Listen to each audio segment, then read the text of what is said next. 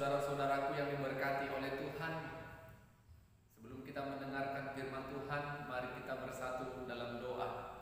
Terima kasih kami ucapkan kepadamu ya Tuhan, kami puji dan muliakan nama Tuhan. Pada saat ini kami bersyukur Tuhan berikan kami waktu untuk boleh belajar daripada firman Tuhan. Berkati hati kami, biarlah Roh-Mu yang kudus senantiasa boleh menyertai kami.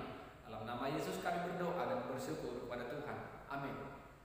Saudara-saudara yang diberkati Tuhan, firman Tuhan yang akan menyapa dan mengajari kita pada saat ini dari Yeremia pasal 17 ayat 11. Yeremia pasal 17 ayat 11, kami akan membacakan firman Tuhan bagi kita. Demikianlah firman-Nya. Seperti ayam hutan yang mengerami yang tidak ditelurkannya, demikianlah orang yang menggaruk kekayaan secara tidak halal. Pada pertengahan usianya ia akan kehilangan semuanya, dan pada kesudahan usianya ia terkenal sebagai orang bebal. Amin. Saudara-saudara yang diberkati oleh Tuhan, tema firman Tuhan yang mau kita pelajari pada saat ini, jangan korupsi atau jangan mencuri. Jangan korupsi atau jangan mencuri.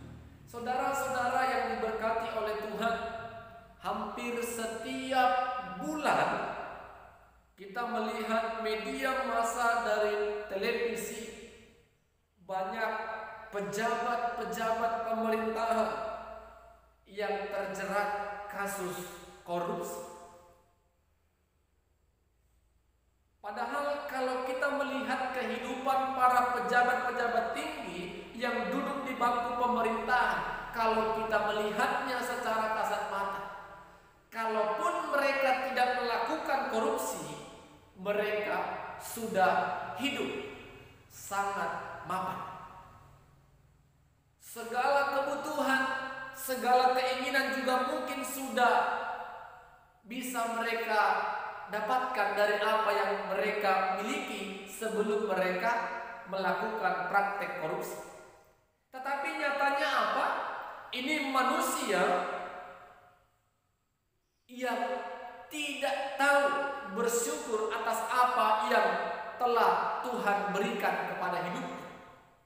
Padahal kalau kita pikir-pikir Bapak Ibu Saudara, menjadi pejabat adalah suatu anugerah untuk boleh menjadi perpanjangan tangan masyarakat luas untuk menjadi saluran berkat. Tetapi banyak juga pejabat yang menyimpang, yang tidak menjaga kepercayaan dari masyarakat yang telah memilihnya. Saudara-saudara yang diberkati Tuhan, itu yang dikatakan oleh Nabi Yeremia. Ayam hutan yang mengeram, yang tidak ditelurkannya. Ayam mengeram telur yang tidak ditelurkannya. Itulah yang dikerjakan oleh orang-orang yang merampok, merampas dan mencuri yang bukan menjadi haknya. Bukan uangnya, bukan hartanya, tetapi dengan semaksimal mungkin dia upayakan itu agar apa yang menjadi hak orang lain, kepunyaan orang lain, itu menjadi hak miliknya. Itu yang dikatakan korupsi. Saudara-saudara yang diberkati Tuhan, firman Tuhan katakan, orang yang melakukan demikian tidaklah berujung dengan kebaikan.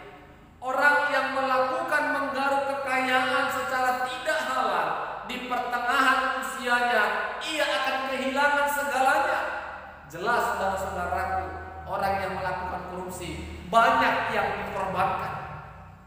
Nama baik keluarganya tercemar, anak-anaknya secara sosial mengalami malu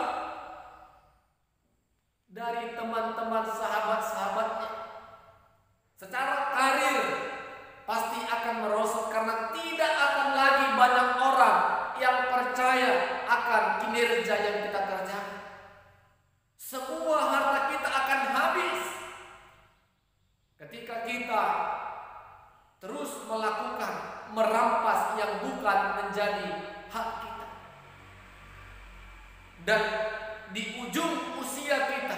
orang akan mengatakan kita seperti orang yang bebal, orang yang keras kepala. Itu Alkitab mengatakan orang yang mencuri, orang yang korupsi, orang yang mengambil hak orang lain adalah orang yang bebal. Orang yang tidak tahu bersyukur, orang yang tidak tahu berterima kasih. Dia hanya mementingkan dirinya sendiri, tidak memperhatikan kepentingan dan keperluan dan hak orang banyak. Bapak Ibu saudara-saudara, bisa kita bayangkan ketika seorang pejabat melakukan korupsi, maka masyarakat yang ada di daerah itu akan mengalami yang namanya kekecewaan. Mereka bukan terberkati oleh pemerintahan, tetapi mereka menjadi sosok yang tidak lagi percaya akan kepemimpinan siapapun yang memimpin mereka. Mari kita yang diberikan Tuhan kepercayaan, baik itu